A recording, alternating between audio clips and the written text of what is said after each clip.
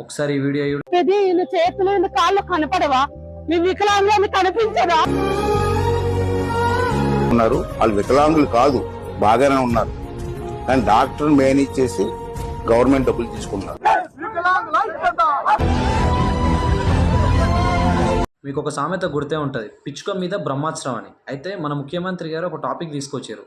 Fake సర్టిఫికెట్లు పెట్టుకొని దొంగతనంగా సర్టిఫికెట్లు తీసుకొని అడ్డగోలుగా ఫంక్షన్లు తీసుకుంటారు, లిస్టు కట్ చేయమని. అయితే మన మోతే వాళ్ళు ఏం చేశారు, ఆ ఫ్యాన్ల కింద ఏసీ రూమ్లలో కూర్చొని వాని ఇష్టం వచ్చిన పేరు ఆడనే కూర్చొని టిక్ పెట్టుకుంటే కట్ చేసుకుంటూ పోయి ఇంతమంది రోడ్ల పాలు చేసిండు. అయితే ముఖ్యమంత్రి గారికి మన అందరి తరపున నేను ఒక విన్నపం ఏం చేస్తున్నంటే, ఈ 2000 ఫంక్షన్ మీద అయితే ఎంత బాగా ఆలోచించారో, గవర్నమెంట్ వ్యవస్థ మీ కింద ఉంటుంది కదా, ఎమ్మెల్యేలు ఎంపీలు, ఈ కింద రాజకీయ నాయకులు కానీ లేకపోతే గవర్నమెంట్ ఆఫీస్లో పనిచేసేటోళ్ళు, వాళ్ళకు వచ్చే జీతాలకు వాళ్ళు బతికే బతుకులకు సంబంధమే లేదు అసలు.